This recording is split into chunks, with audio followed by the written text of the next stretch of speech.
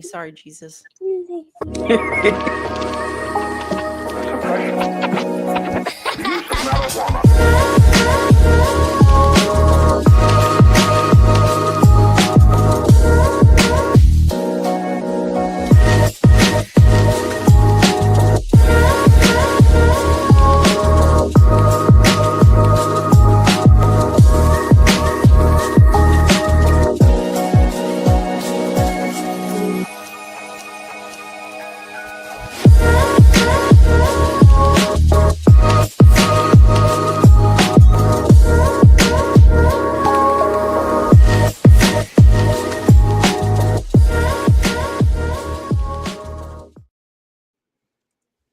Hello, everyone. Happy December. We've survived this long. Good news. Probably good news. Is it good news? Yes. I'd do anything to wrap this year up. So, yeah. Yes. Ooh, should we wrap the year in crappy old newspaper or sparkly, shiny wrapping paper and put a little bow on it? Comic strips. Sparkling. Wrap it with the comics from the Sunday newspaper. Do they still make those? You know, that's a great question. I have no idea. I like the Family Circle. That was one of my favorite ones. Family Circus. Yep. I remember Family Circle. Oh, Family Circle. Was it Family Circle? I thought it was Family Circus. Yes. There were both. Oh, well, both. Okay. Well, there you go. That's why. Yes. Family Circus came in a circle. It was a single frame in the Sunday paper, but sometimes there was, it's not important. But then there was also Family Circle, which was a syndicated opinion column. Okay. Well, yeah, I wouldn't have read that. Newspapers are weird, which may be why they're basically extinct. Yeah. Well, you have people like us to deliver the news nowadays, so why would you need to read a paper? You can just listen to us, and it's much more fun, and we're better to look at. So I'm just much better. It's undeniably true. And we're cheaper than a newspaper, just saying. Well, okay, so we're included with your subscription to whatever the internet service provider you have, because you have to have your computer or other device. You have to have some kind of data access. There's like a whole bunch of things you have to pay for to get to us. But if you have all those things, we're included free. Mm-hmm. Free gift with purchase. See, isn't this what you want to see when you open up your morning newspaper or the internet? You know, you just click a button and immediately it's good morning. I know you all like that. Try that again. Hi, good morning. Ready for my close-up, Mr. DeVille? Paint me like one of your French girls. We're worth every money spent.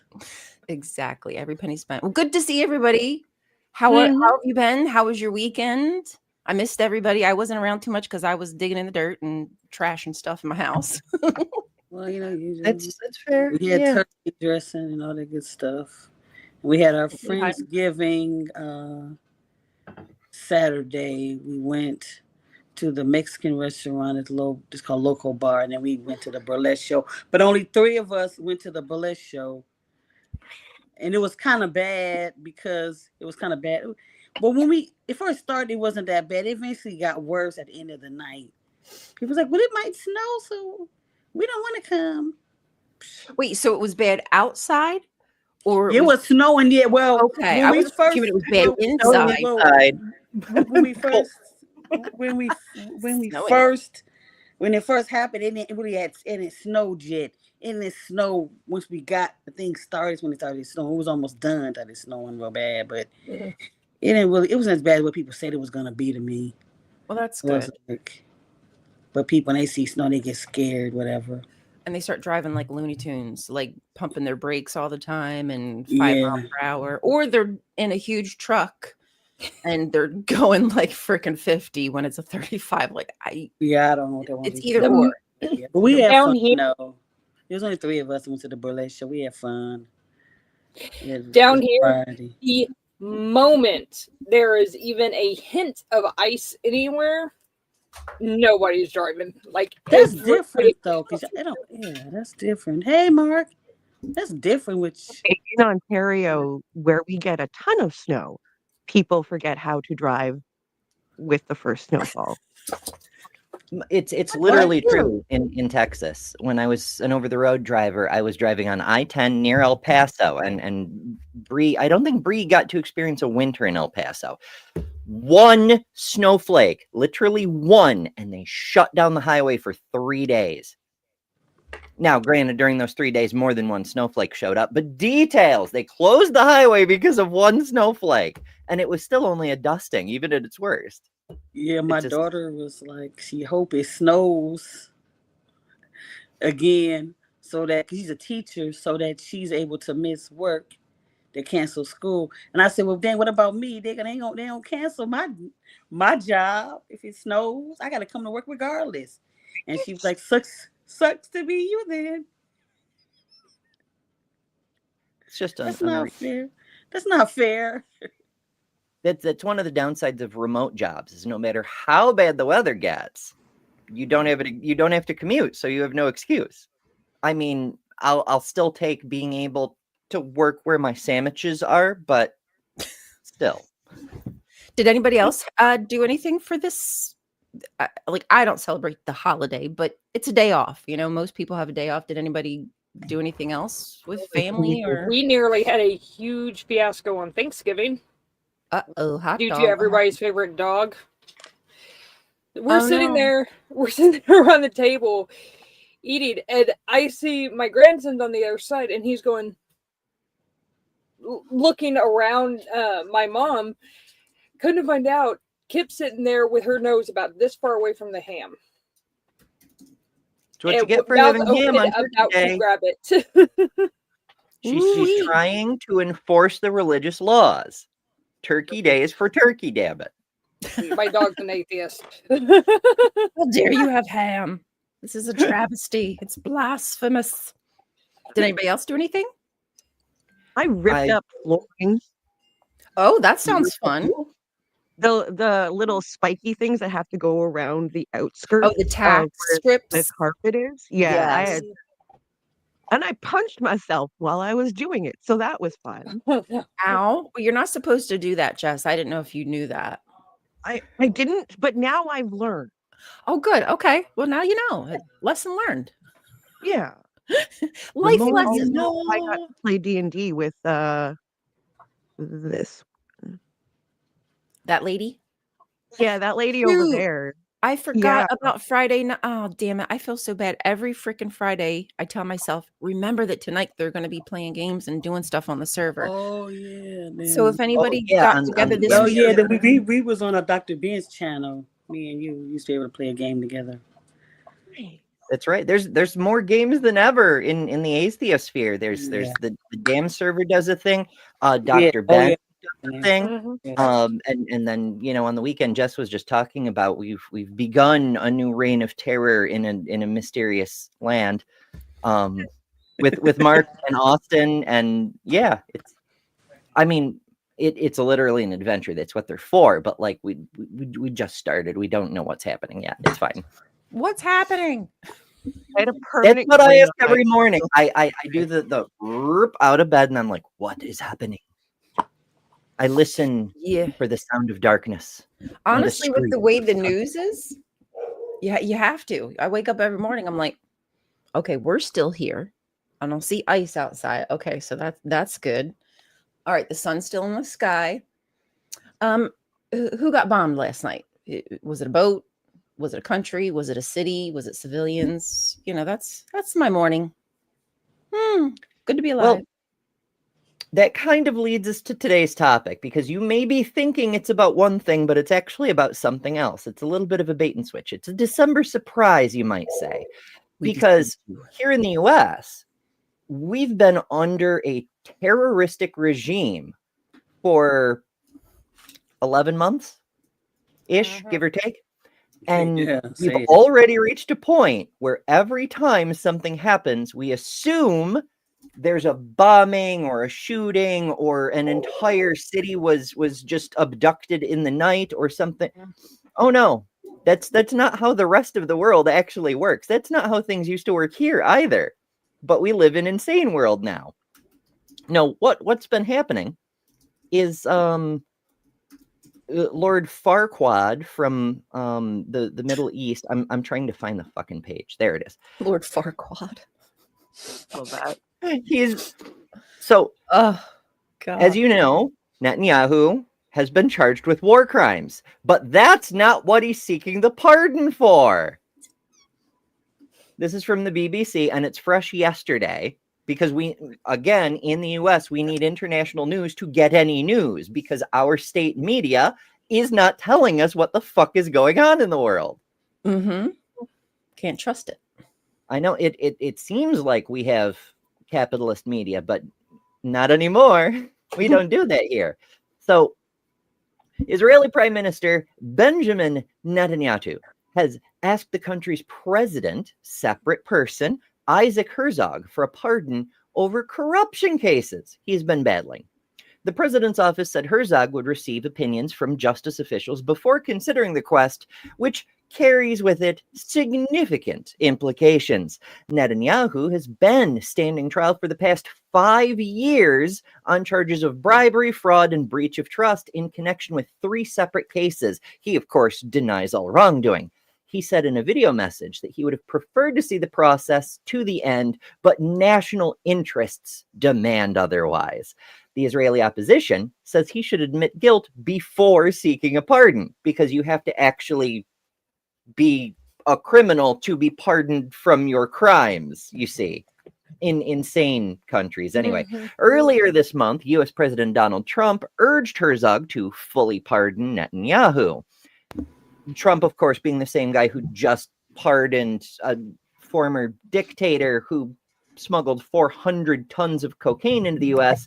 because the war on drugs is his primary concern. But never mind that. At the time, Herzog made it clear that anyone seeking a pardon had to submit a formal request. On Sunday, his office released the request and a letter by Netanyahu himself in light of the importance of this extraordinary request and its implications. It offered no indication when the president might reach a decision. Now, some background. In 2020, Benjamin Netanyahu became the first serving Israeli prime minister to stand trial because 2020 is the era of corruption. In the first case, prosecutors alleged that he had received gifts, mainly cigars and bottles of champagne, from powerful businessmen in exchange for favors. Here in the US, we've got Tim Cook handing the president gold bricks on national television, but that's fine. Right? This man receives a bottle of wine and a cigar, and there's a corruption trial. Do you see? And remember, this is a motherfucker who's killed over 70,000 innocent people over a handful of hostages. Yep. But let's talk about the cigars and the bottle of wine. Yeah. And that's probably not even off the that's fucking just hinges. scratching the surface, honestly. It's almost like they're trying to distract from the absurd war crimes with these. Oh, well, you didn't, wipe the mustard off your lips after your bologna sandwich. You have to go to prison now. Like, it's such irrelevant bullshit. Right. But still, we care about the rule of law in other countries, in theory. In the second case, he's accused of offering to help improve the circulation of a newspaper in exchange for positive coverage. So there we go. Newspapers do still exist, or at least did in 2020. Like, consider... This is toenail clippings compared to the corruption mountain of Trump, but whatever.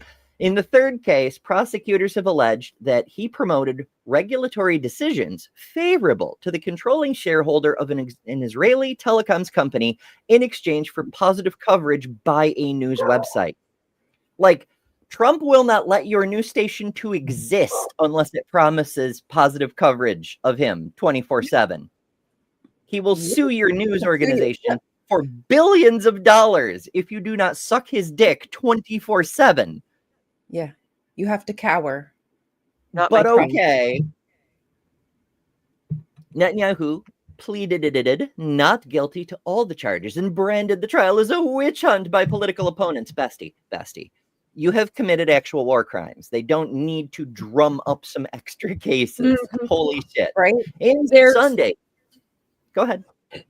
There's also been multiple international organizations that have straight up said, yes, this is a genocide.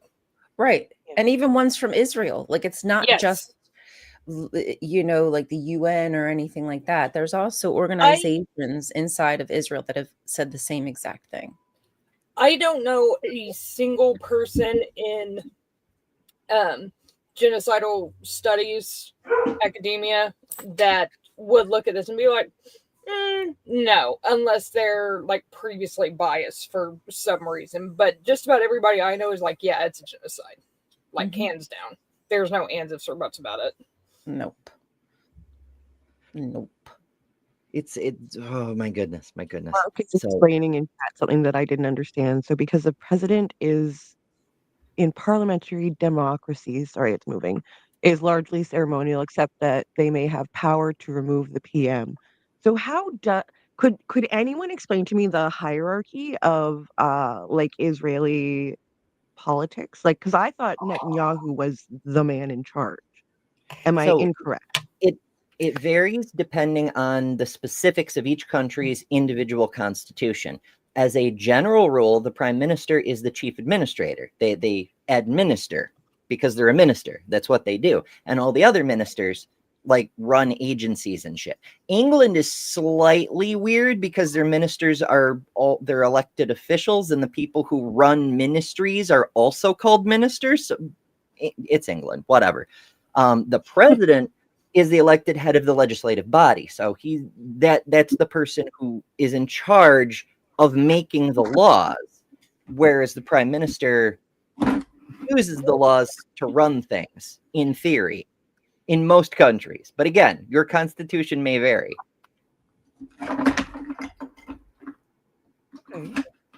It technically, we have a similar thing in the US insofar as the president operates as prime minister, the chief administrator, and the president of the Senate just keeps the Senate operating and technically has the power to remove the president if, you know, anyone cares about the law anymore. Like the House has to vote to impeach, but the president of the Senate conducts the trial and so on and so forth. Mark says I am completely incorrect. I'm American. I'm doing my best. Our education here is very limited. And I has been for decades. Other people's governments, so. Okay. Mark says the head of state is largely ceremonial, but may have powers over the prime minister. Well, okay. It depends on your constitution. Like if you're in a monarchy, for example, then the head of state is whoever the monarch is, and they often have like no powers except the ability to dismiss the prime minister, or technically other ministers, like how England does. You know, the king can dismiss people. They serve at the leisure of the monarch, but they rarely exercise that power. Things like this. So it varies. Mark says the president does not run the legislature, although they may be the ceremonial head of the legislature, like for opening and closing. Again, it varies with your constitution. Like here in the US, for example, the president of the Senate is a voting member of the Senate who also runs meetings and things. And it also depends on what you mean by run. So constitutions vary, as I say, but I will grant that probably many countries do it very, very differently from my understanding. All I know is that everyone in their government is committing genocide. So that's how I'd put that. Yeah. Yeah. So in Sunday's Defiant video message, Netanyahu claimed that the cases against him were collapsing. I'm winning, folks. It's going to be the biggest victory you've ever seen. We're going to build a wall. But that process was tearing Israel apart from within. It's his corruption trials over bottles of wine and newspaper coverage that's tearing the country apart. That's what the real issue. Yeah. That'll do it. That'll do it. Quote, I am certain, as many others in the nation, that an immediate end to the trial would greatly help lower the flames and promote broad reconciliation, something our country desperately needs, the prime minister added. Netanyahu said he was being required to testify before the court 3 times a week, describing that as an impossible demand. Bestie, you're on a criminal trial. You are being tried for crimes, and you're like, oh, I can't go testify just because I'm, The I can't fuck? do it. I'm too busy killing everybody in Palestine. This is too hard for me. For real. It's just, Mhm. my goodness. A pardon, he insisted, would help Israel fend off threats and seize opportunities by fostering bitch. national Oh. unity. There's He needs always a threats. pardon because he alone is standing at the border of Gaza and preventing Hamas from coming across. He's doing it by himself. His finger, his little pinky finger is the one doing it. Yep, blocking that hole in the Iron Dome, the Iron Dike. Oh goodness, that's a biography, the Iron Dike. Oh dear. That Oh no. I would definitely watch it. Fuck Netanyahu, I'm keeping that one for me. Opposition leader Yair Lapid, my apologies, Israeli friends, for pronunciation, said there could be no pardon without an admission of guilt, an expression of remorse, and Netanyahu's immediate retirement from political life. Golan, a left-wing politician and former deputy commander of Israeli forces, said only the guilty seek a pardon. Which is not exclusively true, but again, I'm an American. We're used to seeing innocent people sent to prison because someone rich and powerful benefits from that. But never mind. According to Israel's basic law, the president, quote, has the power to pardon criminals and reduce or transmute their sentence. However, Israel's High Court of Justice has previously ruled that the president can pardon an individual before they're convicted if it is in the public interest or if there are extreme personal circumstances.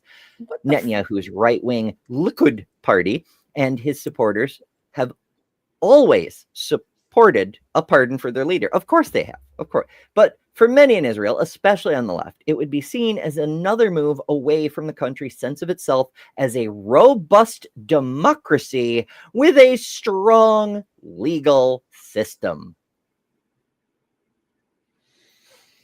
Yeah, it has a strong legal system. It's a strong, robust democracy over there in Israel. You know, It's just- true. They just bomb people when they want to and kidnap people and put them in prison when they want to. That is what I like about democracy, and especially since we're doing it here in this country with ICE. It's wonderful. It probably on my list of the reasons why I love democracy would be those. Lock me up, please, just for speaking. I like that. Yeah. I know. It's a Zorkra says it's a strong legal system that can't jail Yahoo. Yeah. Exactly. If it was a strong legal system, that dude wouldn't be in genocide. It can't. It just. What are we doing? What? So I realize everybody has complicated feelings about Israel, and I'm no exception. Like, it's easy to be angry at a state that oversteps, but there's also like people in the state, Mhm. and Yeah. we have. It's I get difficult. It really is difficult, and especially considering that there are surveys that have been released. The guys for the dumpster here to pick it up. That's why she's upset. But there's been surveys they've taken of people in Israel to determine how they feel about what's happening in Palestine with Netanyahu, and just to take their temperature. And it's like 70-80% are like cool with what's happening. Like, even if it wasn't Netanyahu in charge, they'd want somebody else to be committing a genocide. There's only a very small percentage, like 20%, who are opposed to what's happening. What's the difference between us, that and here? These MAGA people don't come to the same thought process. They don't care. Right. It's sad. They're okay with putting children into camps and zip tying. Exactly. And here's one of the things that drives me crazy about all the right-wing people saying, bomb the shell of Palestine. But they scream and whine about Christian oppression here. They do realize there is a sizable chunk of Palestinians who are Christian that are also getting slaughtered. There used to be, I think, like 10,000 just a couple years ago, and now that's dwindled down to like 2 or 3 because of so many that they've they've killed and Mhm. targeted the churches. All the churches are gone. The mosques have been destroyed. They're persecuting the Christians in Gaza. And that's The what US needs to do this to something me, about it. it's so diabolical, Ember. It's so freaking diabolical that we can be angry about countries in Africa that they accuse of being deplorable, horrible, harming Christians, attacking Christians, targeting them. Mhm. But yet you have a clear indication of churches being bombed to oblivion in Palestine, and everybody turns the other cheek, looks Because the other way. they believe they think what they're told to think. They don't think about things for themselves. This is what makes them Christian, is the in unwillingness to question what they've been told by people they consider to have authority. If they question, like, you've all heard the deconversion stories. Like Godless Granny comes to mind, for example. Like she just believed because that's how she was raised to believe, until finally she had reason to even question the flood of Noah. She saw that banner that said genocide and incest park. Incense is a different thing. And she went, wait a second. If the flood really happened, they would have had to incest to repopulate the earth. And that's crazy. In fact, this whole flood thing is crazy. In fact, this whole fucking story about a dirt man and a rib woman eating a magic fruit from a talking snake, and so you have to invite a fucking undead carpenter ghost to come live inside you to protect you from the curse of the rib woman is fucking crazy. Yeah. The rib woman, everybody. Feel, Ember. We're rib women. We're the McRib. We are the McRib of women. Wasn't there a whole thing, and like biblically, that the word rib in that particular verse is tsela, and everywhere else in the Bible it means side, not rib, and that kind of got in my head a little bit, and I was like, oh, I see the patriarchy here. Okay, I see what's going on. There's I'm pretty sure that Dr. Kip and Dr. Jen, Dr. Jennifer Bird has discussed at length, like what the different words mean and what it could actually, be happening in that story, and that she's meant to be not like someone subservient to him, but somebody who had to come rescue him, because there's other places in the Bible where that word is used as a helper, like a military helper. So was she there to just follow behind him, or was she there to be by his side to fight whatever may come? Who knows? I wonder. I was listening to Thinker, watching the TikTok, and Thinker was talking about that she felt, and she wrote a song where it was like Adam was manipulative and probably made up the story and how he probably was the one, and she used the fruit to try to get away because what the serpent said, because he was under control. I like that idea better. She was like, you know what? Did you say that if I eat this fruit that I'll be out of? Oh, okay. This one? Yeah, basically. Yeah, that's all. Yeah. It made you think. Thinker had me thinking. Yeah. My thinker got as we've all heard many times, the story has been written and rewritten, and was originally oral in the first place and was imported from other cultures and blended stories put together and whatnot. It's not unreasonable that in an earlier edition of the story, it said, if you eat of this fruit, you can't live here anymore. And people heard live here and said, oh, well, you'll die, because if you can't live, you'll die. But it was originally an eviction notice. And then when the fruit was eaten, okay, you know the rule, get out. Yeah, bye. But who knows? Without a time machine, we have no way to go check any of these hypotheses. Were you there? I think you need more than a time machine. Yeah. Although we do occasionally get a time machine, effectively. In the last 100 years, we found 2 big old batches of scrolls and shit, like the Dead Sea Scrolls and the other ones. And, they've been there for thousands of years. we don't know when the next one is going to show up and scrolls don't last super long. It was only because the jars were sealed they lasted as long as they did, and they're still mostly fragments. But stone tablets, those tend to last a little longer. So we just never know. It could be 100 years, 200 years, whatever, and we find something that's 3,000 years old, you know? Mm-hmm. Let's hope. I mean, we only discovered what was found in Ugarit in 1930s, right? So that's not that long ago. It's not even 100 years ago yet. So who knows what could be discovered that completely blows everything out of the water that we've ever known about the Bible. Yeah. Even more so than Ugarit did. Yeah, the Nag Hammadi library too.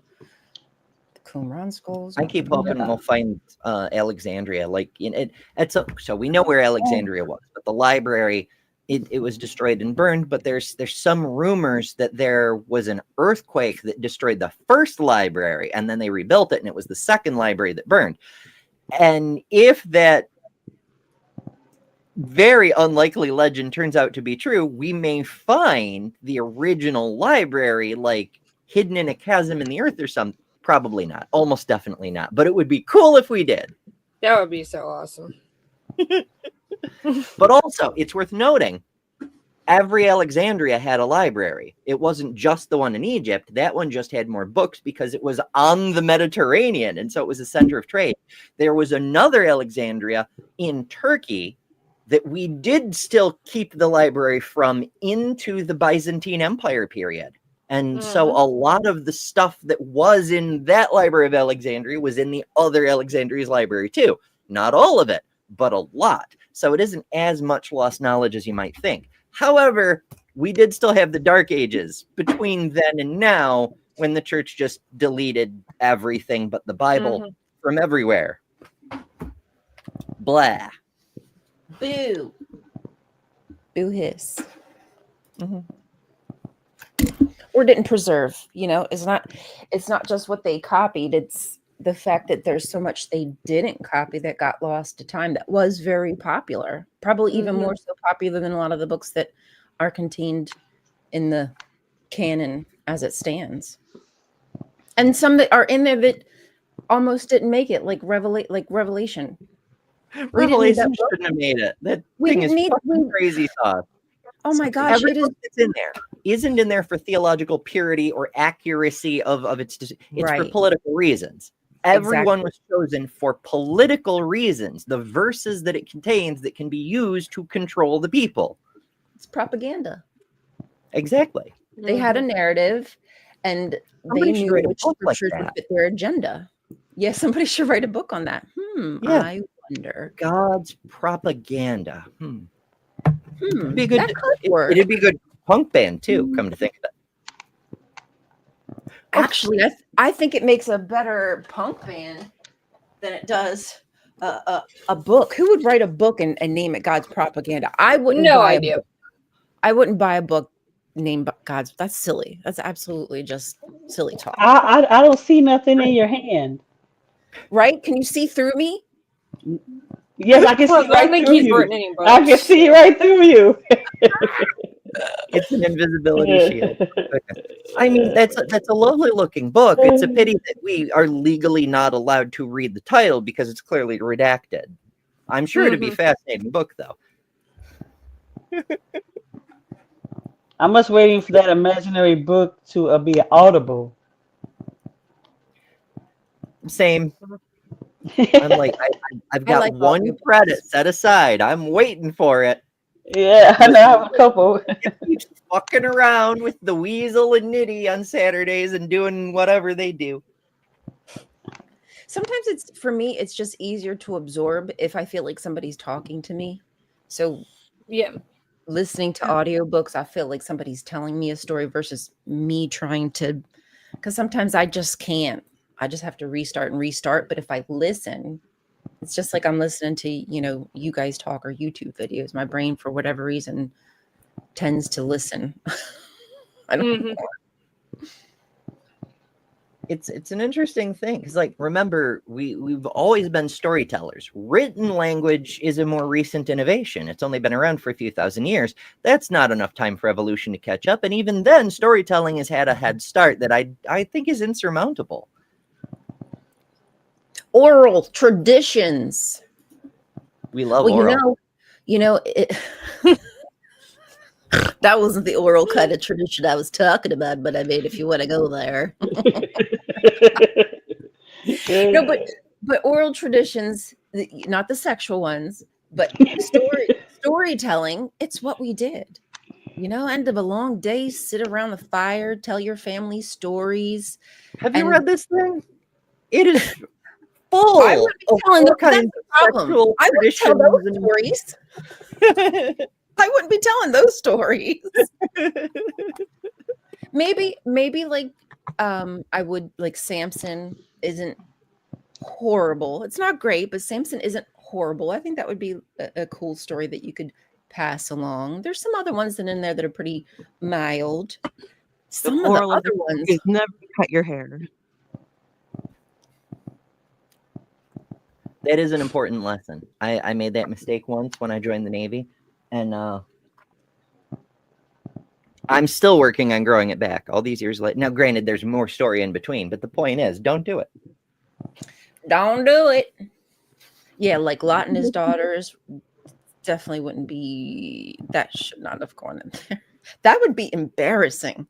Lot was a righteous man, though. So Dr. J. Bundy and I have started a series, adult Bible it's study. a series. And we mean adult. We're going through the passages like that. Like, Lot was a righteous man because he tried to give the town full of rapists his 2 virgin daughters. Do with them what you will, he says, because he's a righteous man. This But he is the gave it to standard the of righteousness.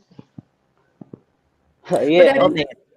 But biblically, that is the standard of righteousness. Like, there's people currently, Christians, Zionists. I guess I should say Zionists because they're all different religions currently are Zionists, but they have those very similar standards. If you're a righteous person, like if Netanyahu is a righteous person, who he kills doesn't matter because the end, the means justifies it. Same with the freaking David, King David, raping a woman who had no choice, right? Like, she didn't have a choice to say no. Bathsheba couldn't say, like, no, I don't want to F you. He just went and took her, and then had the nerve to kill her hubs, and then God punishes Bathsheba by killing the baby. Like, the F are we talking about I know here? people give George R.R. Martin shit for coming up with the most horrible, incestuous nonsense. He just read the Bible. That's all he needed to do is, I'm going to take this woman and then I will sneakily send her husband off to war where he will definitely die. And then he does. And it's all right there. Yeah. Right to the front of the line, basically. He's like, how can I get rid of this guy so nobody knows that she's actually having my baby? Oh, okay. We'll just send him to the front of the line. I'm sure he'll be taken care of quite easily. The guidebook for all moral standards, which explains why the people who believe it seem to have no moral standards. Right. Yeah, At I all. guess what gets me is a few stories in there that tries to seem innocent, like the Ruth story. But once you start digging deeper, you're like, oh. You go to this man, he tells you what you're supposed to do. Uncover his feet. Yeah. They are very into feet in those stories, aren't they? Yeah. Go suck his wiener when he's sleeping. He gonna love ya. Yes. He's gonna fall in love. Yes. So that's crazy. It is crazy. But you would think that if you weren't from this world and somebody told you what morals were, you'd be like, okay, morals are this. Okay, I have a good understanding what morals are. And then they show you the Bible and they said, this is a moral book. They'd say, no, that's antithetical. What do you mean this is a moral book? You just told me what your morals are, but yet your God goes and kills people randomly and does all these things that you say we shouldn't do. Oh, well, that's different. That's God, different. yeah. Because I have special pleading because he's God. Therefore, he can do what he wants. Oh, okay. Well, we've tried that test before, right? Like several of us creators and several other channels besides have done things where we'd be talking with a theist or something, and they'd be like, "Oh, objective morality, blah blah blah," and I said, "Okay, let's test your objective morality. If you, for example, had a custody dispute, right? So you're like, say you're the bailiff in a courtroom. So you're watching these proceedings and these two women come in and they're both claiming custody of this one child. And the judge says, easy solution, cut the child in half. What would you think that's objectively immoral? And they say, no, that's horrible. Why would, holy shit, if they cut the baby in half, then nobody gets a baby because the baby dies. That's a horrible story. Why would you say that? You don't even know that, because they haven't read their own book. They don't even know that's one of the classic parables held up as Solomon being so wise, because how smart he was. And that was in the children's Bible when I was a kid, the children's Bible. Yep. That's exactly. It was in my book of Bible stories, the orange book with the golden writing that every kid have. That was like one of my favorite stories, because he was so smart that he was able to figure out, get to the bottom of who the real mother was. No, you wouldn't have had to do that. You didn't have to take it that far. Now that I'm a mother, there's no way in heck I wouldn't have been able to give away some kind of little detail about my baby that nobody else would have known, like a mole or birthmark or a weird toe or hair on their head, or, you know, a freckle, what have you. There would have been other ways. Maybe the birthing, I don't know what they would have called them back there, but midwives, let's just say, maybe the midwives would be able to know the difference between this baby and that baby. It's just so silly that was the only way to get to it. Give me a break. I was quite young because I was a baby, and my mother tells this story about how she was like, I was a young mother, I was stupid, didn't know anything, but a lady was like, oh, you're a pretty baby, can I hold her? So the lady holds the baby. Lady comes running with me. My mom chases the lady. Somehow the police, this was in a mall that's closed down now. Yeah. So running with me. Really? So yeah. So my mom is like, so then the police comes, the mall security, whatever comes, they say, what's going on? And then the lady comes and says, she's trying to bother me and my baby. And I says, oh no, this is my baby. The lady was like, well, look at her. She's dark. I'm like, I look more like this child's mother. And my mom is like, oh, hell no. And the police was like, well, we have to take the baby to be able to straighten this out. And my mom, I'm telling you right now, if I don't get my baby right now, I'm all of y'all up. Yeah. And the officer was like, I can tell by her response, she's the mother. Because the lady was like, oh, yeah, that's fine. We can take the baby to the holding cell, where they move the baby to find the mother is. And mother, oh, hell no. If I don't get my baby now, everybody getting effed up. I don't care. And officer looked at her, looked at my mom and said, you're the mother. Good for your mom, though. You don't need more involvement.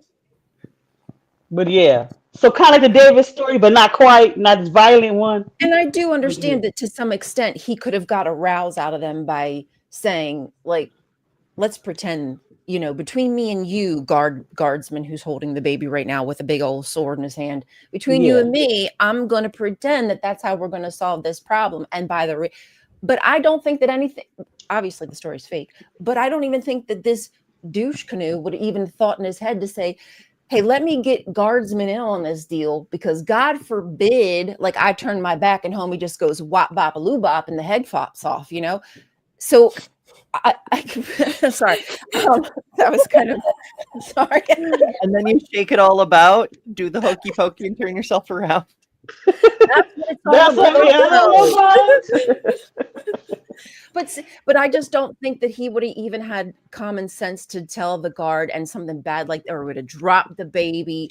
Who knows? I just think that it's such a silly way to solve a problem. And if that's the only way back then that you know how to solve problems is by somebody's reaction, that will be a problem. If that makes any sense. Because you're going to come against somebody who's a freaking psychopath and can act the F out of it. That was just thanks for coming to my TED Talk. Right. It just Mhm. so that tangents upon tangents, but it's okay because people come here for the tangents.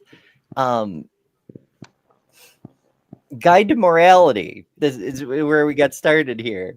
It just not only do they not know their own moral parables more often than not, like it's so fucking crazy. But if you remove the elements that make it obviously identifiable as from the Bible, like you remove the name King Solomon in that one example, then it becomes obvious how this wise decision is the worst possible decision. Mhm. Mm-hmm. And that's one of the lower stakes ones. You start bringing up the, I'm going to have to like, you know, send my virgin daughters off to be raped by a mob. Or send my concubine out to be raped by a mob. Like, why are these moral chosen people of God constantly so rapey? Why are they Because so they're the rapey? moral people. They're the And chosen ones. why is every situation an either or? Why is it always a black and white? Well, it could only have happened this way or that. No, that isn't life, and it doesn't always just have to happen this or that way. Lot could have said to the angels, "Is there anything that you can do? You're angels." My unfinished song says, "I used to be addicted to the hokey pokey, but I turned myself around." Yes, King, proud of you. That's what it's all about. That is what it's all about. Words of wisdom from the goddess of wisdom. Now you know. Mhm. The more you But not know, the word rainbow. wisdom. Wait, I what? mean, But the word wisdom is a Mormon thing, and I was just making a Mormon. Oh gosh. I mean, Mormons. one of the things is like you were saying on how women are treated this way, or like how people thought was okay to treat women like this. Women were property for like thousands of years. We were considered property, and that's Some it. people think we are, even today. Yeah, some people still Yep. think we are. Even today. That's why Lot freely was because it was his property. He was willing to take the damage of his property by letting his girls be de-virginized by these freaks that came, to their door. Hmm. He was okay with that because at the end of the day, it was his say. The men were more important, the angels, whatever, were more important. So he was willing to have some of his property a little bit damaged for, I don't know, being righteous, to be righteous. It's like if the people were starving for food and they wanted to cannibalize the angels, and he said, "No, eat my daughters." No, that's just as evil. Never mind. wait, hold on. Maybe I should. Okay, take that back. God damn. Like he could have asked the angels, "Can y'all fight back? Like, hey, can we have a heart to heart here? They're knocking at my door. You hear what's happening. You see that I'm just a dude and all I have is my fisticuffs. So there's nothing that I can really do here. Can you help me? Can we do something together?" Well, I think the missed point of this story is that this crowd of rapey men, the angels cannot handle them. The righteous man cannot handle them. He has to call upon his daughters to protect the grown man and the supernatural beings from the rapey men. The daughters protected the him. daughters can handle this. The daughters protected him, just in other instances where basically the daughters gave their life to protect the others. They were the sacrifice, just like Jephthah's daughter, right? She was the sacrifices, which was the reason why he won. He was the judge who won the battle. There's other instances too where the daughters,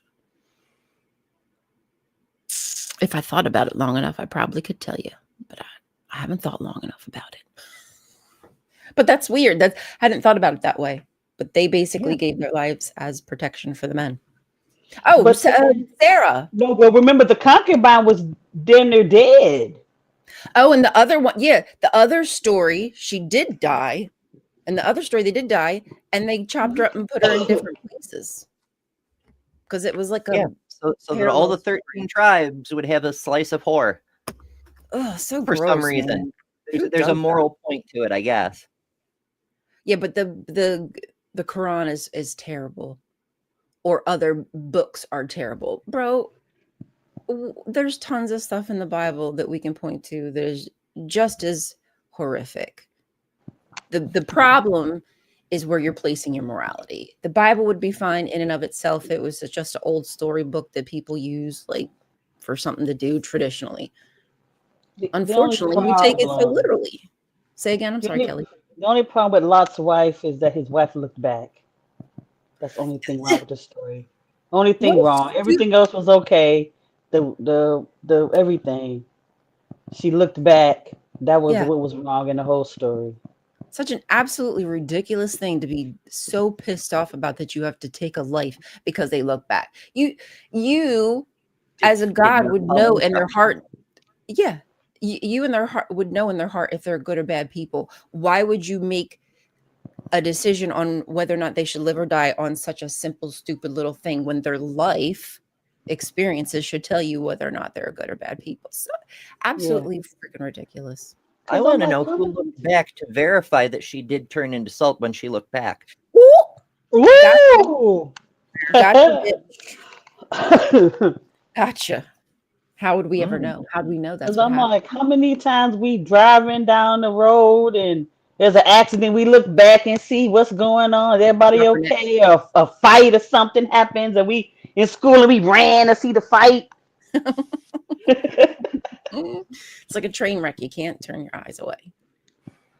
Have Well, to I watch mean, it. that's sort of immoral too, right? Like once you're running from the consequences of your faith, the destruction of your whole city because of your faith, and you look back, suddenly you see you did this. You caused this through your faith. Once you look back, it's that look behind the curtain thing. Once you see there's no God running things, you cannot lie to yourself hard enough to ever convince yourself there is one, you know? Yeah, I think once I realized the gig was up, I can't. I could never try to fool myself into believing. Just wouldn't happen. Can't undo it. What I've seen. Once you've seen it. You atheists, next you're going to try to convince me there's no Santa Claus either. It's almost Christmas. Have some decency. How dare you?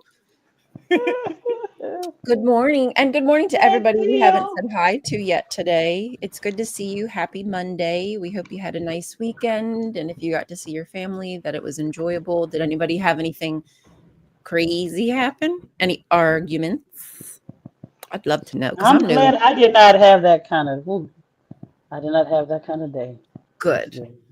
I stay away from those people in my family. Stay away from them. Yeah, one nice thing about never seeing other humans is actually my housemate, one of the few humans I do see.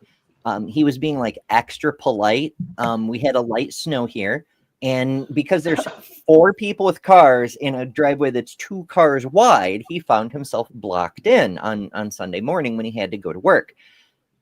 Rather than ask any one of us to move our cars, he tried to drive across the ditch to get out. And he has a tiny little car, and so he just bloop, and his wheels are up in the air. Oh no. So we had to move all of the cars so that a neighbor could tow him back onto the driveway. Ay, Dios Like, you silly, mío. silly man. Goofy goober. The goofy you do. Oy, oy, oy. Well, back to Israel. Hooray. Back to, I just figured out, I saw this comment. Like, you do realize that U.S. arms Israel. They use our weapons full. Yeah, we send them so much money and armament, but we're not the only one. There are other countries, but I would think that we're probably the biggest supplier because we have the most to gain out of this entire situation.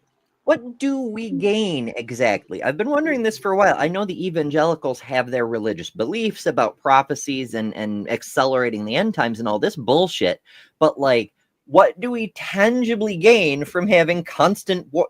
Nope, never mind. There it is. Constant wars in the Middle East.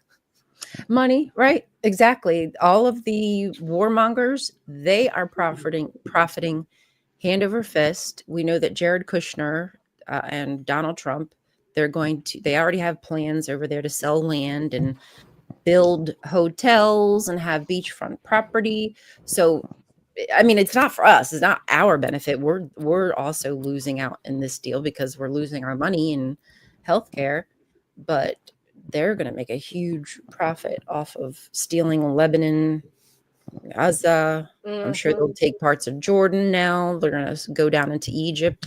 I mean, that's what it's hitting for. The fact that like Turkey and Egypt and Jordan like have sat silently by and allowed this to happen, knowing that it's going to be at their doors soon. I just hope the world is as kind to them when it comes down to it. Like, I'll be fighting for them. Like, I won't want that to happen. But I feel like you're really, really silly allowing these dogs to sit outside your gates because they're coming for your neck next. Well, we look back at World War I, or rather World War II, right? After the big alliance issue of World War I, everybody was really sketchy about getting into wars on other countries' behalves, and understandably, because World War I was the most horrible fucking thing that had ever happened. But then here comes this fucking mustache dude who's just like annexing country after country after country, and every other country's like, if we let him have that one, he'll probably leave us alone, right? Right, of course. And then they're next, you know? It's you can't just allow authoritarian wannabe imperialists to just conquer whatever they like, or they will get around to you eventually. Yeah, they won't stop. They'll just keep going. That's how empires work. If your empire isn't growing, you're having rebellions and heads are coming off, and then eventually it just crumbles and splinters into a bunch of different kingdoms. To keep once you start down the empire path, you have to keep conquering or the whole thing falls apart. Which is why Netanyahu wants to continue this forever war, which is why he wants the pardon, because he knows that if he's taken out of commission and somebody else gets empowered, that once that fighting stops, once they stop sending their dudes out to die on the battlefield at the hands of Hamas, people are going to start realizing that all these deaths were for what? The world hates you now. I mean, okay, not everybody. Obviously, there's still like strong supporters of Israel. I believe Real Talk is even one of them. I'm not sure. But for the most part, we have seen public opinion change. Again, surveys done here in this country, and it has dropped drastically. The numbers are dwindling. And even on the Christian side, like the Republicans, who I would have thought would have stayed 10 toes down because of their religious convictions, realize that, oh, wait, this is not what we wanted. We don't think that it's right to just go stealing people's land. And, because we think that we have some book that tells us we're allowed to have it, that it's for us. I mean, if that book is true, like, let's just pretend it's true, then Christians, Muslims, Jewish people, like all Abrahamic religions would have the right to go there because that's where their religions started, right? Like Christianity started there in Canaan. So every Christian would say, actually, now that's my land. That's where my religion starts. So that's where I get to go and just live for the rest of my life, because God promised the same God who promised that land to all of them. They all trace their holy roots through Moses and the conquest and shit. Yeah, they're Abraham's Christians who are allowed on U.S. soil, according to the Bible, are the Mormons, because according to their magic book, the Garden of Eden is in fucking Missouri or some shit. Yeah. I mean, hey, listen, Linda. I guarantee that this country was absolutely stunning. Like, I mean, it's beautiful, but just before all the ish that we've done to it, I could understand how they would think that something might be paradise, but it's just funny. Very, very funny. It's pretty wild. Although it would be really fun if we tried holding the religious extremists to their own standards. Like, people who are just low grade religious, like they're just, oh, God is probably like how life began on earth. The magic finger reached down and zapped a pool of pond scum and boop, it came to life. Whatever. If you want to believe that kind of fairy tale, that's fine. But the people who are like, no, we have to do what the guidebook literally says, or Jesus can't come back. We have to bring Jesus back for some reason to end the world for some reason. If we held those people to their own standards, every single one of them would immediately be. Right.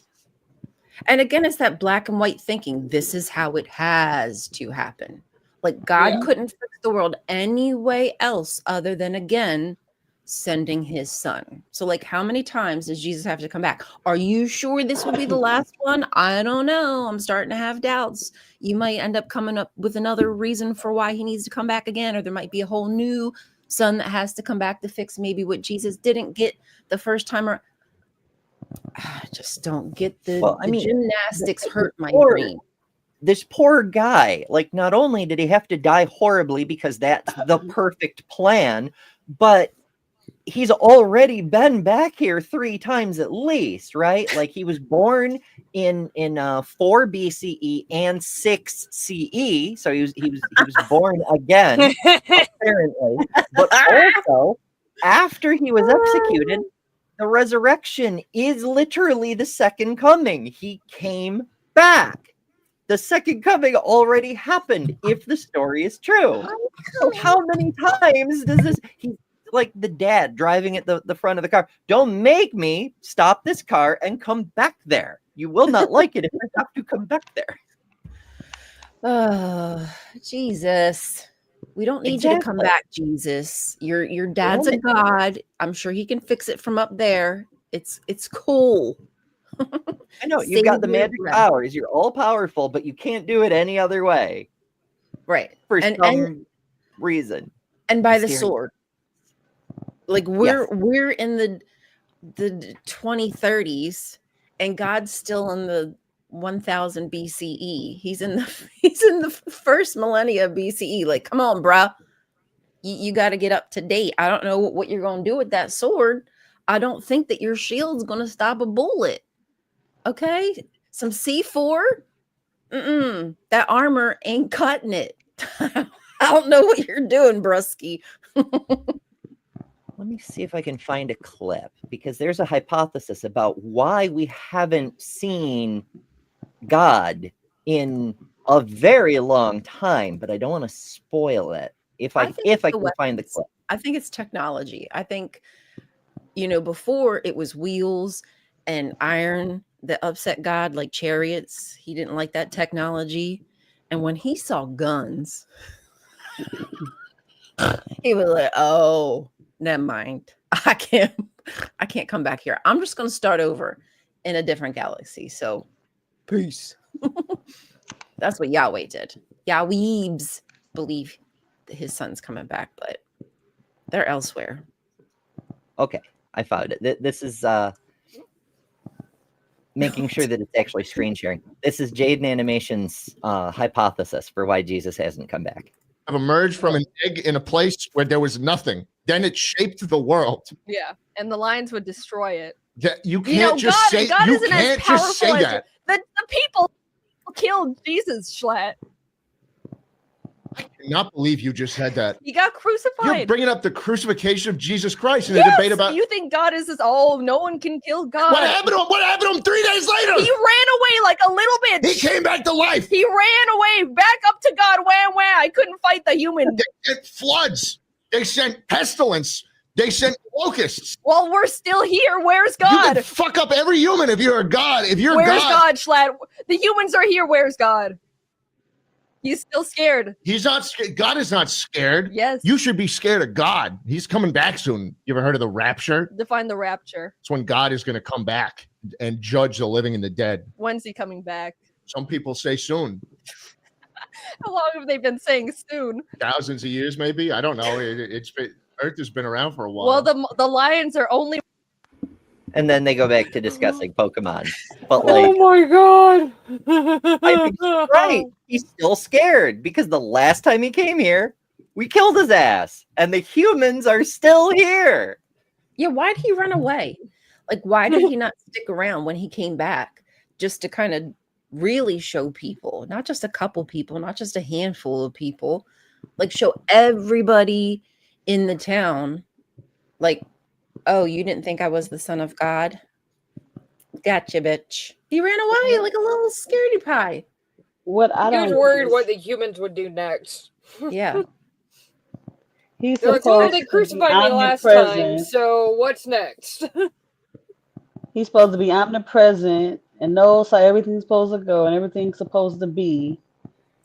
I mean, So he knew what's supposed to happen, and he still set things up to be flawed. hmm That's crazy. I mean, Mhm. this is one of the things that I've brought up to my friends, and I've even brought it to like my family on occasion. Of like the if you look at the Bible and all this stuff that says like Jesus is coming, blah blah blah, and it clearly doesn't if you actually read it. Like there are other fairy tales, like literal fairy tales, like the freaking Little Mermaid, that is more likely than the crap that's in the Bible, because at least we don't know everything that's in the ocean. We can sit there and say we don't know, there might be mermaids. No, I don't think there's mermaids, but the point Oh. is like it's not. There's a plethora of stuff that is either just as likely or more likely than the Bible crap. And people base their entire freaking life on it. I don't get that. Yeah, it's like people make the Aesop's Fables comparison from time to time, like Dan Steely just brought up. It's better than but holy shit, like we're taking stories literally that are less plausible than the fucking tortoise and the hare. Mm-hmm. Yeah. Like at least those stories have a fucking clear point. You know, the scorpion riding the, what is it, an alligator, a toad, whatever the fuck the scorpion rides across the river. And so for anybody who doesn't know, there's this story. I forget if it's in Aesop's Fables or the Tales of Scheherazade or where the fuck it comes from. But the scorpion needs to cross a river for some reason. He needs to get to the scorpion fair on the other side. I don't know. And he says to this let's say it's a frog. I can't fucking remember, but let's say it's a frog. And he says, hey, frog, can you give me a ride across this river? And the frog goes, no, you'll sting me and then I'll die and then you'll die because you can't swim. And then we'll both be dead. And the scorpion goes, well, no, of course I won't sting you because then you die and then I'd die and then we'd both be dead. That would be stupid. Why would I do that? And the frog says, okay, you're right. That would be stupid. But as long as you know that, I will give you a lift. And so the scorpion gets on and they start going, and halfway across the river, the scorpion stings the frog. And before the frog dies, he says, why did you do that? Now I'm going to die and then you will immediately die. And the scorpion goes, it's in my nature. God dagnabbit. It's a great moral lesson. Don't trust the fucking Republicans. I mean, the fucking scorpions. Because When somebody tells you to kill you. Yeah. And when somebody tells you who they are, believe them. Trump told us who he was, but people did not believe him. They believed the lies. They believed what they wanted him to be, what they wanted to hear. Just like they cherry picked the Bible, they cherry picked everything about that man, because just as Empress said, that if it means you, them people will be punished and have bad lives, I'm willing to suffer for it. As long as they're the ones living in pain, I'm okay not having medical coverage and food stamps. They love to talk about worldviews. They love worldviews because then they don't have to talk about what they actually believe, right? But here's the thing. We can actually compare worldviews. There's a group of people who believes that we can build a better society where people all have healthcare, where people all have enough food and so on. We can do these things. It's within our technological power to do them. But there's another group of people who don't care about other people. They just want to rule. They just want to be in charge, even if they have to burn down the planet to do it. So we have one worldview that believes we should all be living in fucking geological skyscrapers with forest gardens on top and all this wonderful shit. And we've got another group of people who's happy to have ruins and ashes as long as they're in charge. Those are the worldviews, folks. It's all about priorities. Is it personal gain? Is it rulership? Is it telling other people how to live? Or is it what's best for all of us, including the people, like the people who want to be in charge? They would have better lives under our system too. They'd have better health care. They'd have better food. They'd have more fun. They'd probably get laid more often. Nothing except that egotistical sense of power and the fact that they destroyed the world. Good job, I guess. Finger snaps for We're you. letting them win. The fuck are we doing? I don't know. It's wild to me to know that the Bible can be used so like such a weapon that, you know, what I was told, obviously not the truth. What I was told is that a book about love and wanting to help people and bringing people together is really just about calling everybody to be one specific thing, to fit in one box, to be compartmentalized, and to not have an identity, to not be to not be yourself, you know, hide who you are, hide behind that weapon. Yeah, be who you're told to be, as long as it's, you know, as long as I get to tell you who you are. Yeah, right.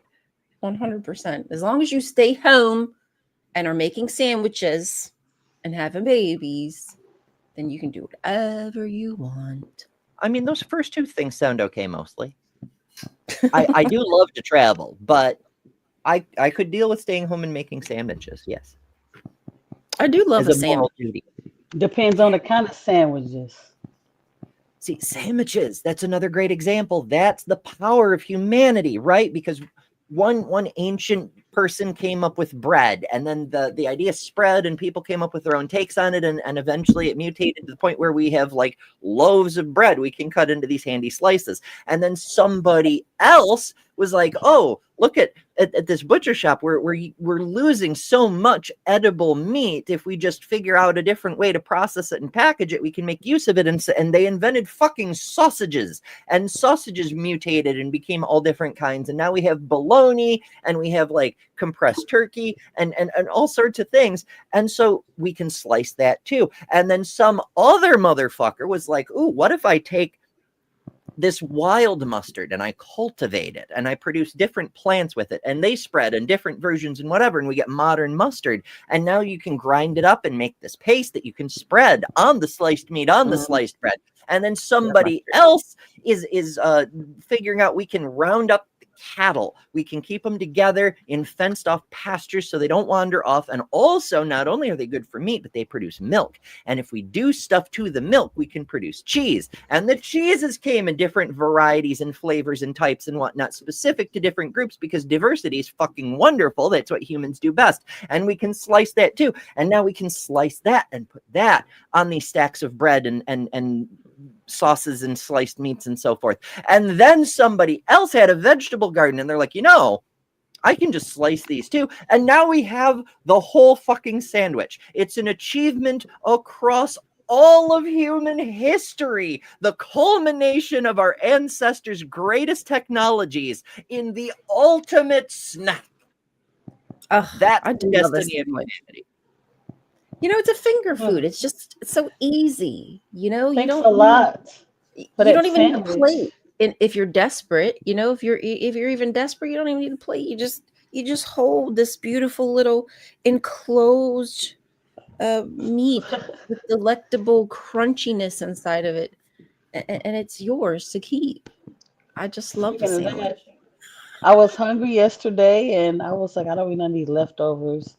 I kind of packed them up for my daughter that lives in Florida when she comes. And because we usually do like a brunch thing. But anyway, I made a peanut butter and jelly sandwich. Yum. I love peanut butter and jelly. My husband hates them. He won't eat it. He thinks it doesn't go together. It does. But My my kids are oldest, she does not like jelly at all anyway. She like plain peanut butter, but she's not like jelly. Oh, I love peanut butter. Like, I think you guys are give me hungry. peanut butter, I am and I'm hungry. happy.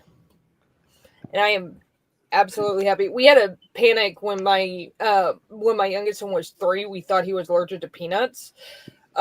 because he had a reaction around the time that he ate like a peanut M&M or something, and he had a reaction, but it was to something else. So we thought he was allergic to peanuts for like 3 or 4 weeks, and I was freaking out because that means I had to get rid of all the peanut butter stuff. And anybody who knows me, if you want to pick me up something at the store to make me happy, pick me up a Reese's, and I'll be happy. Just peanut butter. They are Peanut good. butter cups are like the best. So don't get me wrong. All candies have their place. They have their time. But there's something about peanut butter cups that they're just like a superior category of candy. You know? Uh-huh. Yes. I cannot keep more than like a couple somewhere on my desk, because those are the one candy that I'll sit there and I'll just snack on and not realize how many I've gone through until I look over and see like the entire bag's empty. I'm just like, oh crap. Oh no, what did I do? Does anybody have any weird food combinations that are unique to themselves? I'd love to hear your weird food combinations. I don't think I got You have nothing interest? weird. What do we mean by like, how do we tell if something is unique to ourselves? Like, I mean, there's a bunch of stuff that I like to cook that my son isn't a fan of, but usually one of my other kids is also into it because my kids are weird that way. Peanut butter jelly sandwiches, for example, right? Like, my oldest doesn't like peanut butter, just jelly sandwich. My son, both peanut butter and my son is peanut butter only. He doesn't like the jelly. And then my older daughter is both peanut butter and jelly. And to each of them, the other two are weird. I like it's not weird, but I haven't heard a lot of people who do it, is to take pretzels, like hard pretzels, and eat it with cream cheese. Oh, I've done that. I do it with Ritz crackers. But I do Yum, I get the whipped cream cheese, the stuff that's like whipped up big time, so it's all nice so and much fluffy. easier, right?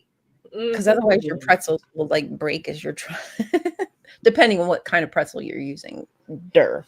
I think for me, one of the, I would say like my go-to snack when I want something savory and I don't want something sweet is I'll go grab. We always have really good bread here, and we always have really good olive oil. So I'll go grab bread, olive oil, and some herbs and stuff, and just dip the bread in that, and have that if I want something savory. Yum yum. I like sweet stuff, but I tend to go more salty, savory most of the time. Same. Yeah, depending on what you're in the mood for. That's what determines good snacks. 2/4 technically, but Autumn's too little to eat peanut butter jelly yet. We're still working on that part. Roasted turkey. I was naughty. So Thursday I had a Friendsgiving thing with people from the Comic-Con, and we were required to not only bring a dish to be part of the Friendsgiving, but also to take home some leftovers. So I brought home some leftover turkey, and then Friday I couldn't resist. I made my turkey sandwiches because turkey sandwich leftovers are the best fucking part of Thanksgiving. So I had the turkey sandwich leftovers. And then Saturday, I had my son over and I made a Thanksgiving just for the two of us because that was all the children I had present. And I ended up with a lot of turkey leftovers. And I sent most of them home with him, but I kept enough to make a couple turkey sandwiches. And then yesterday, I couldn't resist. I even had a different meal prepped, but I could not resist. I had my turkey. I can't stay away from the roast turkey sandwiches. It's the best fucking thing. Literally. Yeah, it's delicious. They had what do you call it? KC, which my grandma did it, but she made it as a sandwich. She made homemade rolls and the mini little sandwiches, but they were turkey dressed in cranberry sauce and a little bit of gravy on it. And we just ate that. I don't know, that's one of my favorites. Lunches after school. That was delicious. I used to love it. But then Casey did hers in the muffins with the cranberry sauce and the dressing. And I mean, it was made out of dressing. But then she had like the cranberries and the turkey inside. So when you bit, that's what came out. You got to be careful with the cranberry sauce though, because if you get too much, then it Yeah. kind of overpowers the sandwich. It needs to be a light jelly spread. I have such weird. Okay, so when I was really little, I loved cranberry sauce. It was like the best food ever. And then sometime between 11 and 13, it became horrible and revolting. And it was for most of my life. Every few years, I'll retry something I don't like in case my tastes have changed. But now cranberries are the best thing ever, including cranberry sauce. And it tastes just like it did when I was little. It's fucking wild. I'm like, yay, it's back. Now I can die. I can die happy. Cranberry sauce has been restored to the ultimate food level.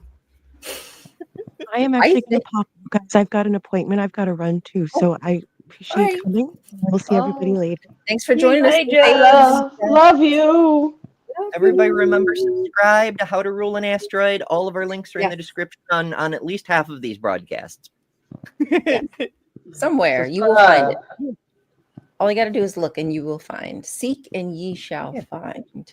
That's right. And if perchance they're not, all of our channels are linked on my website, betterthenumber.com, on the creator tab. You just do the creator tab, bloop, and there's a list of every fucking creator. And on the right side, there's the cast of Java and Jugs. All of our channels. Even the people who aren't here right now, like Maya, for example, and Bree. Yes. Yeah, 'cause everybody's here today. Our Lily is like at 180, so we get her to 200 and we can do something special. Ooh. I'm like 130 something, so help me too. My boss does a live stream with his best friend on Monday nights, and he shouted me out a few weeks ago, and I got like 50 subs from that. I'm just like, yeah. Oh, snap. So cool, right? Like a little while ago, Jovan Bradley made a regular video about trans stuff. And he opens the video by saying, I'm not trans, but these people are. And he points right at my channel name. I'm on a list with Lily Alexander and Cat Black and stuff. And I'm like, I didn't even know. I had 100 more subscribers. And I'm like, what? And then somebody sent me the link. I mean, I do watch Jovan's stuff, but like I do a lot, as you all know, because I'm like constantly on camera somewhere. So I didn't know. And then I did know. And I ended up, granted, half the new subscribers left once they figured out I don't make exclusively trans stuff. There's a lot of other stuff. There's intersex stuff. There's women's rights. I do a lot of women's rights, but also the counter apologetics and counter conspiracy theory. It's not what they came there for. They want just trans stuff, and that's fine. But like, it was pretty wild getting just a random shout out from somebody that people listen to and respect can like make this surge in your fan base suddenly. It's pretty cool. Yeah, it does help a lot. A simple little shout out, a share, it can mean the world. That's awesome that you got like 50 subs from that. It's amazing.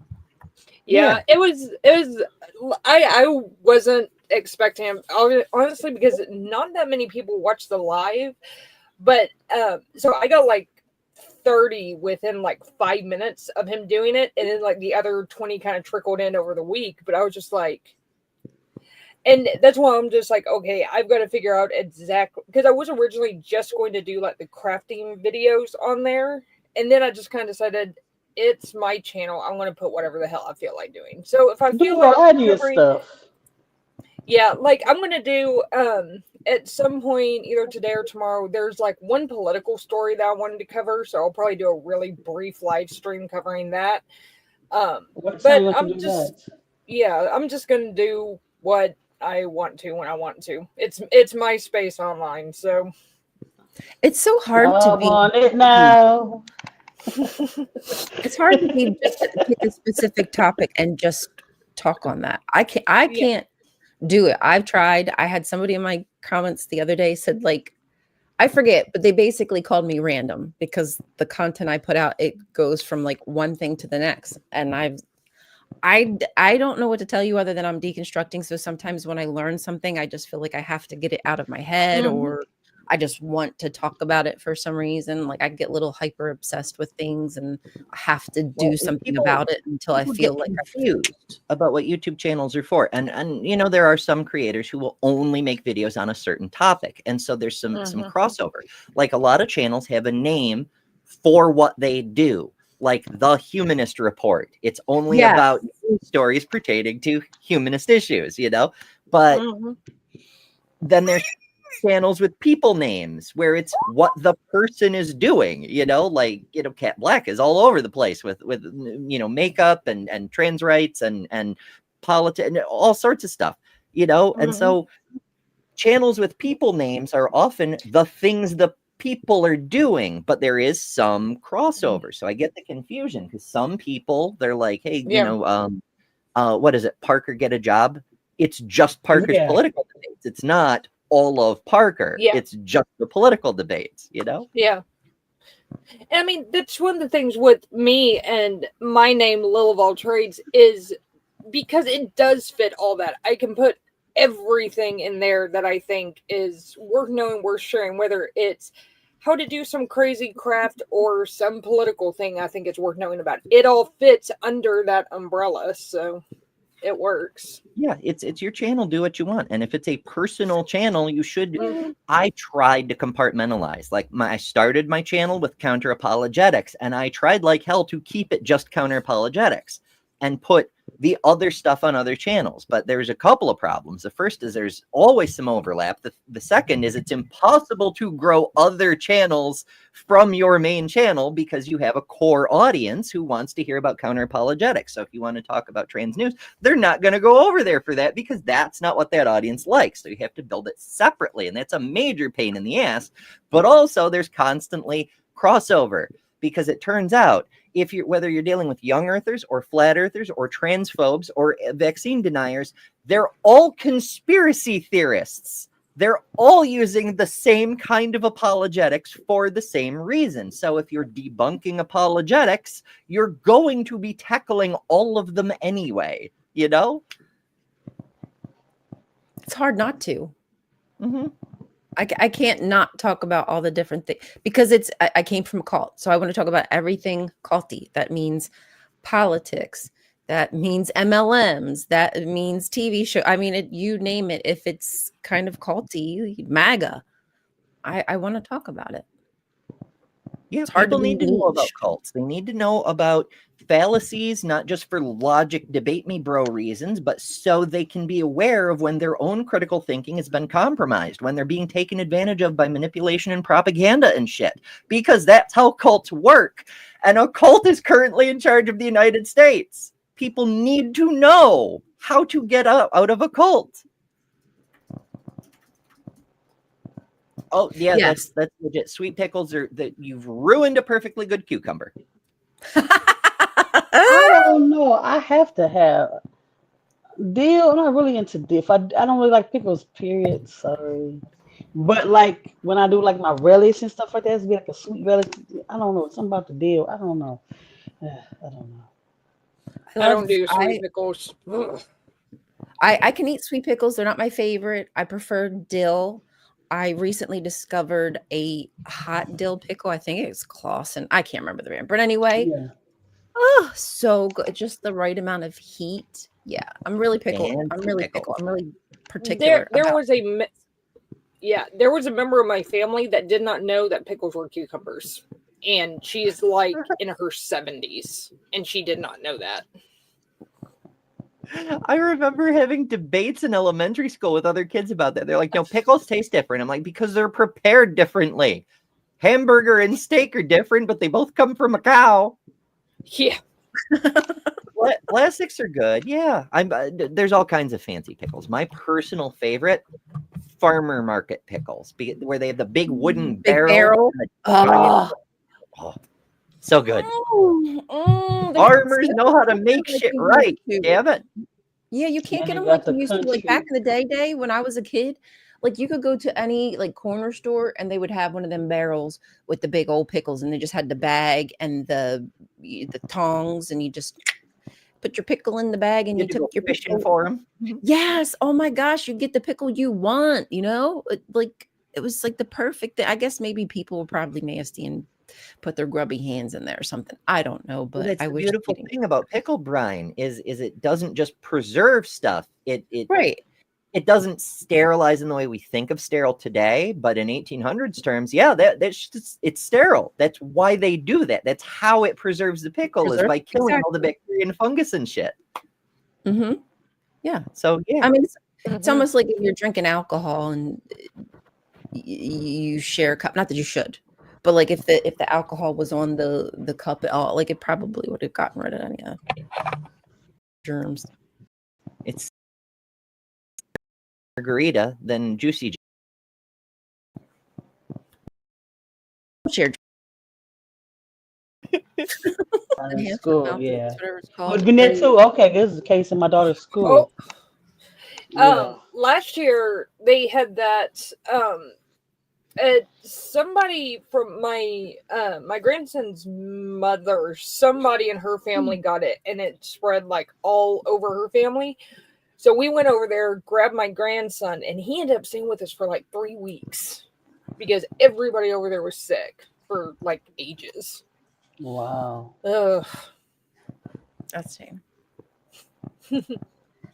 Pickled tongue. Oh my thing is we humans now I just praised our ancestors' innovation for all the components of sandwiches that are then brought together to make sandwiches and whatnot, and honestly that's one of my better rants, I must say.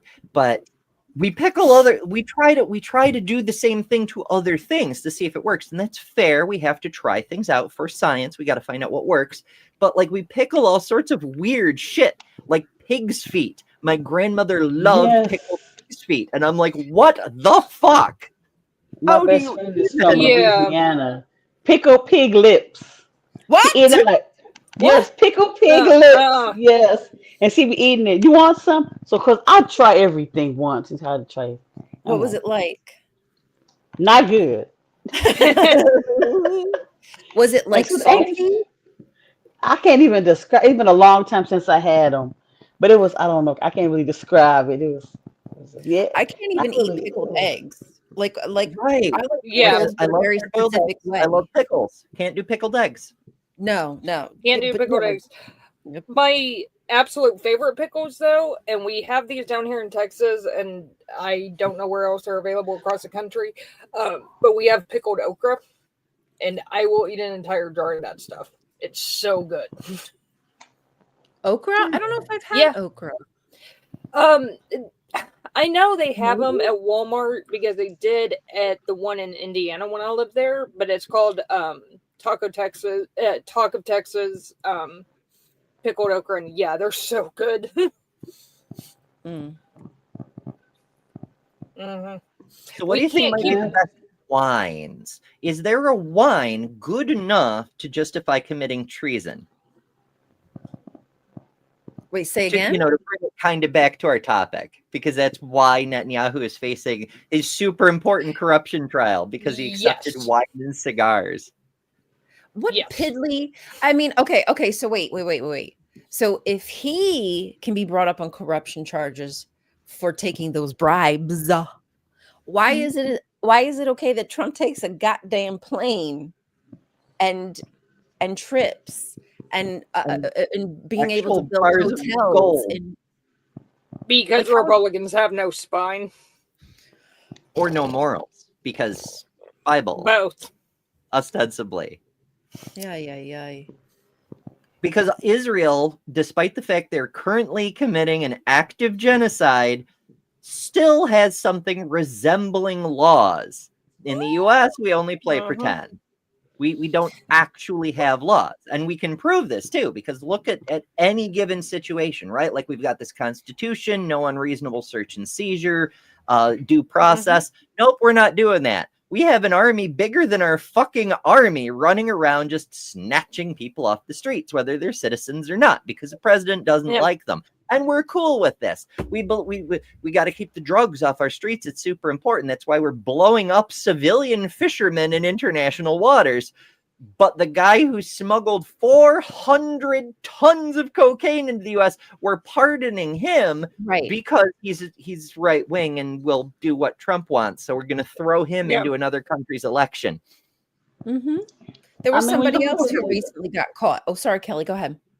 when you look at the war on drugs specifically, it was really to target the black people.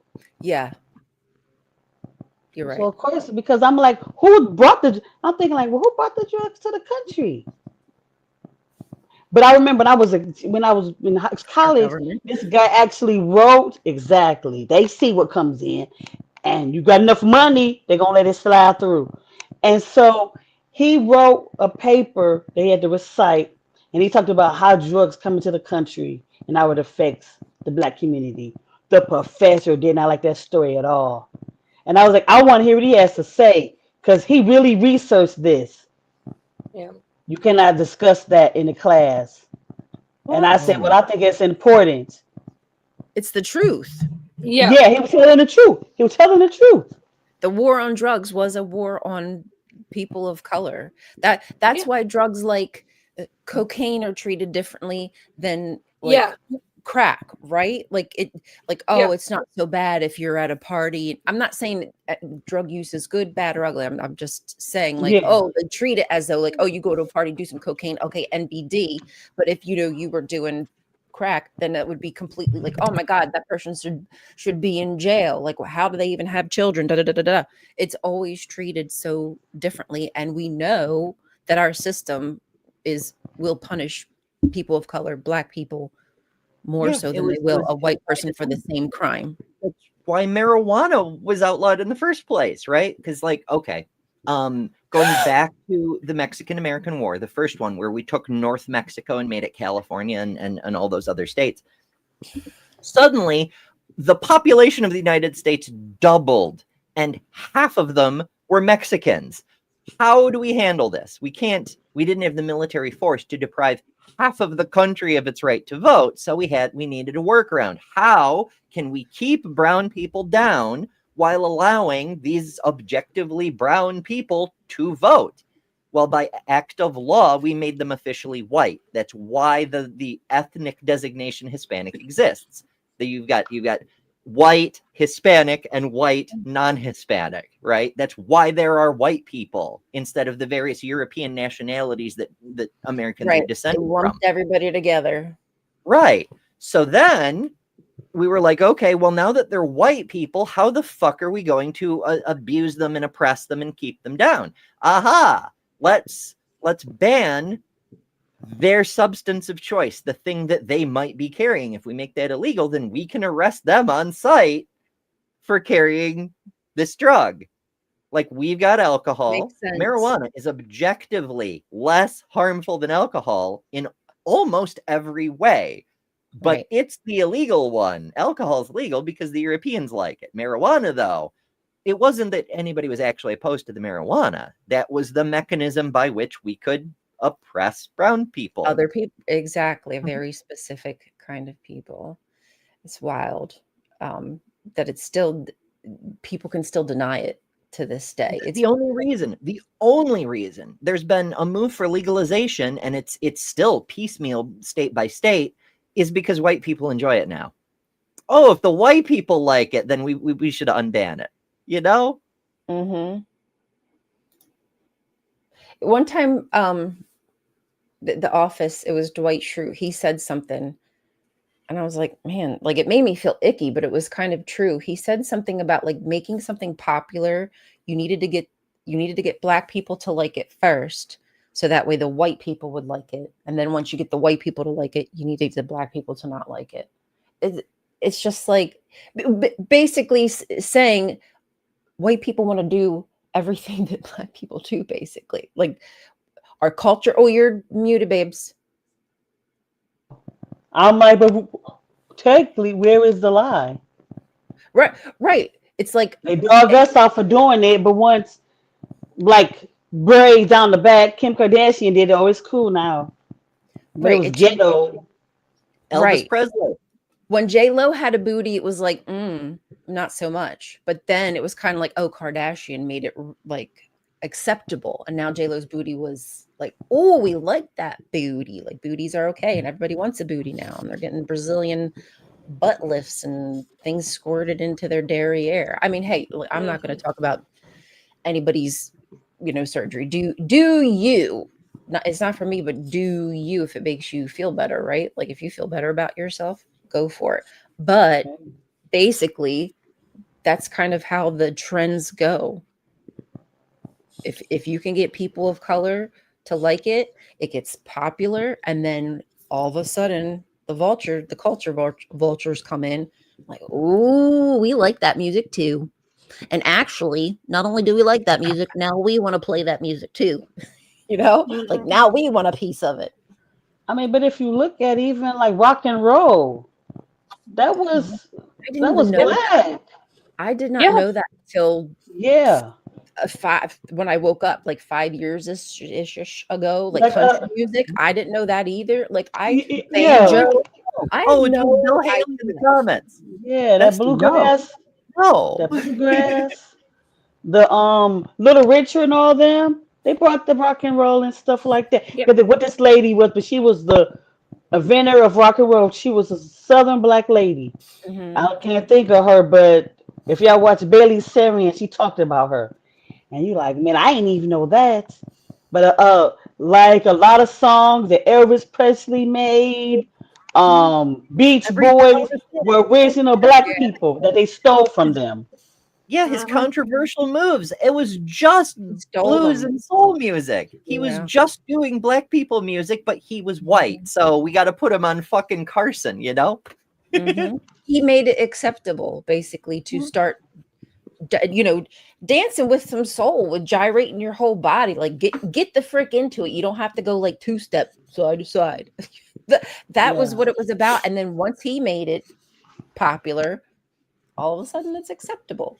I mean, it took time, obviously, but it sold. Oh, he sold. I mean, my mom to this very day loves that man. Yeah, it's generational, right? Like every generational sees the stupid prejudices of the previous generation and goes, those are stupid, and drops some of them while keeping others. Their children can say, hey, what they're doing is stupid, right? So every generation gets slightly more liberal, which is why we occasionally have regressive throwbacks, but that's a whole other issue. So, you've got black people running around making amazing music, and the old people are like, oh, it's black people. Nah. But the young people are like, it's amazing music. I'm going to listen to it. I don't care. And then the white record producers notice that the kids love the black people music. Why? If only there were a white person producing this. Now we could sell records to everyone. And behold, there's Elvis, who becomes like, they still call him the king of rock and roll. And all he did was be white while doing what the black people were doing, Yep. But he said, I don't mess with black people. I don't even want them to shine my shoes. That's sad. And people thought he was a good person. Yeah. You know what I mean? Like people would put it out there that he's a, good old boy. No. Well, so that's the motivated reasoning thing, right? Like when people want to worship someone for whatever reason, they'll hyper focus on one aspect of their identity and then just project that all the rest of who they are must be good. Yeah. And when they cannot deny that they've done bad things, then they make excuses for them. We see it right now with the Trump cult. The whole thing with like, oh, the Epstein thing, it's a hoax. Oh, the files are fake. Oh, the files are Democrat plans. Okay, the files are real, but it's not like she was 8 years old. Like, look at yourself, bestie. You're justifying pedophilia because you want to suck this man's dick so bad because he's a TV star. Holy shit. Don't worry. I'm sorry, guys. I was squeezing Rainbow's butt. They said they had a big butt, and I said never trust a big butt. Kelly put down her name. Rosetta. The name of the oh, right there you go. Yeah, there we go. Yeah. Thank you, Kelly. That sounds familiar. I knew it was in my brain somewhere. Hell yeah. Your package. There were a lot of black artists who made it big on radio and in records, and then when they started giving concerts, the white people panicked when they realized they were black. Yeah, you Ay, do ay, like ay. yeah. So there's this guy, can I think? I just happened to glance through YouTube. He's this black guy, and he like redoes a lot of the rock songs. So he redid "Linger" off of Cranberries. It was amazing. I was like, okay.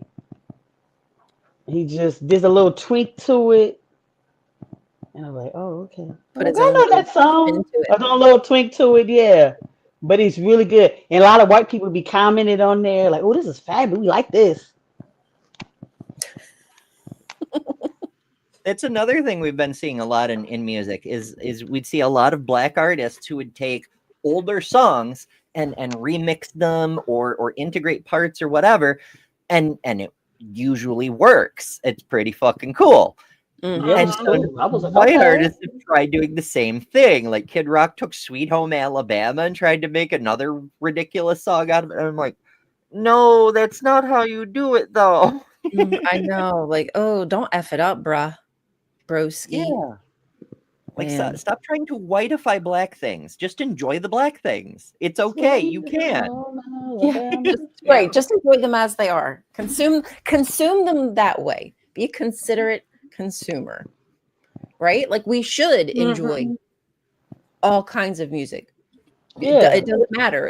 We should be consumers of every kind of music. That's what you're supposed to do. It's just when you're like appropriating and kind of trying to take it as your own, that's just weird. Don't do that. Yeah. Where I live, it's like R&B. They don't really or like heavy like hip hop. If you like anything else, like I grew up like in all kind of music, and we get now it was a few passes like Tears for Fears. We listen to them, but a lot of the other groups, no. If I listen like Guns N' Roses or something, they Well, would I mean, they would look at Detroit me is where crazy. Motown came from. Of course, there's R&B in the streets. It's what the city is, you know. They'd be like, no, you're not listening to Garth Brooks. R&B is my favorite kind of music, but I do like I like EDM sometimes. I like chill. Like I kind of like a random stuff. If it's I don't know. I to me, if it's good music, I like it. I don't know how to put it other than that. Yeah, I'm the same way. Like most of my musical taste lies solidly within like the hard rock side of rock. But you look at my playlist, I've got stuff from that to like Broadway show tunes. Like I've got a bit of everything on my playlist. I got some Disney. Oh, yeah. I've got some Disney tunes in my Yeah. playlist too. I like Because you may weird look up, be a man, you know?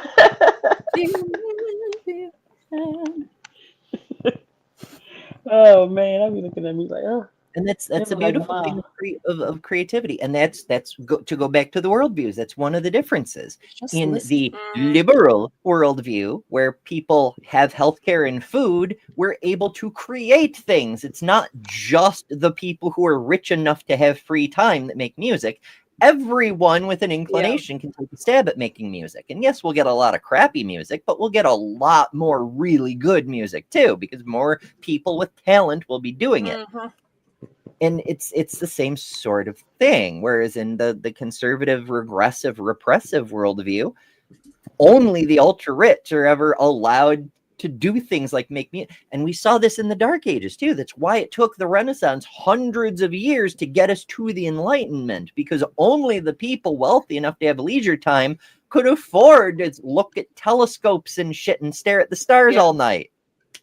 It took science a long time because only rich people could do it. Yeah. Damn. Them rich folk. Everybody else wasting was just worried about 90% surviving of the human next month. potential. Yeah. Well, that's kind of how it is right now. We're all in survival mode, and that's intentional. You know, if we're fighting for our I lives, put my research on the back burner. When you're the fighting for election your life, happened, I was Ember. in the middle of a genetics project. You don't have time for that kind of stuff, and I can't get funding. I'm trying not to die.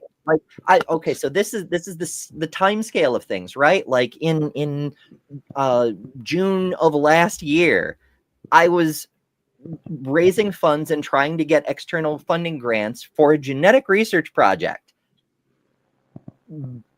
Come January, I'm trying to cover tens of thousands of dollars in medical bills. And also there's zero chance of getting funding because now the US government isn't interested in science, So funding's out the window. Now we're trying to pay medical bills. Now, 5 more months later, I'm not even worried about the medical bills. I'm trying to fucking pay for food.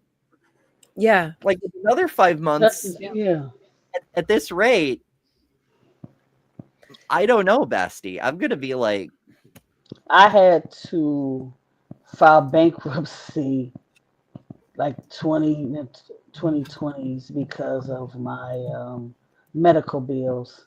Even with insurance, it was like $50,000 with insurance because I had so many procedures. Not only myself, but two of my other children also were going through medical, not as bad as mine, but some had medical stuff. So I don't know how I was going to pay for all that. It was all of my insurance. So I had to file bankruptcy. My credit's back bad because of my stupid things of my own, but that's neither here nor there now. But yeah. So I understand why this medical insurance and medical care is set the way that it is. Well, if the elite can keep us in chaos and confusion, then most people will only have time to fight for their lives. They won't be able to spend time doing pleasurable things or fighting for other people's lives and justice. All you're doing is trying to survive.